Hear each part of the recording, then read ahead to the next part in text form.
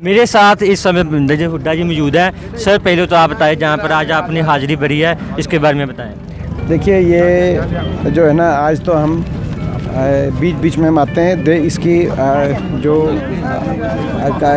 सोनीपत नगर निगम है। हाँ जी। अभी पीछे चुनाव हुआ था 10 दिन पहले। उस चुनाव में हमारा मेयर जीता, पहले बीजेपी के थे यहाँ पे। तो उसके बाद अब ये जो सारी साफ़ सफाई, शौचालय, सफाई कर्मचारी, पीने के पानी के टैंकर, जो सुविधाएं हैं, तो हमने नगर निगम को पूरी तरीके से इसमें कि भाई किसान की सेवा करें और इसका पूरा उसकी हम आज निरीक्षण करने के लिए यहाँ पे। मेरा और महात्मा गांधी जी ने एक बाइट दिया कि जो जहाँ पर धरने पर किसान बैठे हुए हैं उनको पता ही नहीं है वो जहाँ पर क्यों बैठे हुए हैं। ये बड़े दुर्भाग्यपूर्ण है।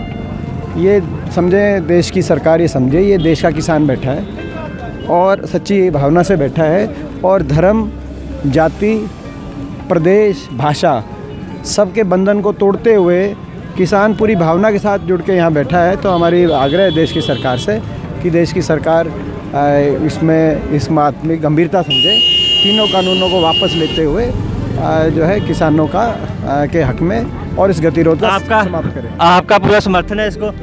हाँ, हमारा तो पूरा समर्थन है। आप आज जहाँ पर किसान बनकर आए हुए हो, जहाँ पर लीडर बनकर आए हो?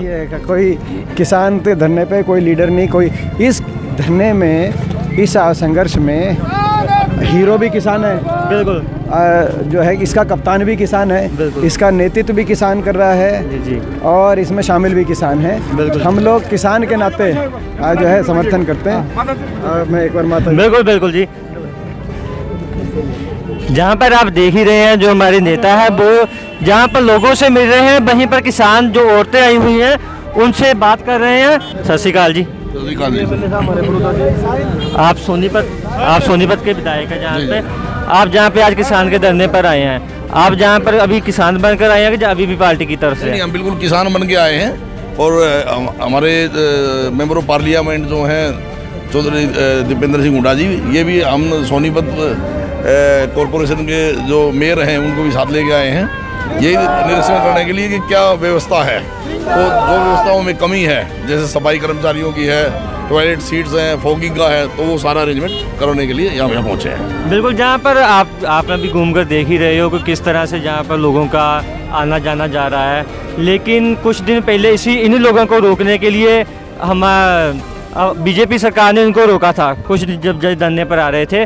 उसके बारे में कुछ कहना चाहते हैं? नहीं, बिल्कुल हरियाणा की खट्टर सरकार ने जो भी किया था गलत किया था, क्योंकि किसानों को जो दिल्ली जाना चाह रहे थे इसको रोकना जो है बिल्कुल गलत था।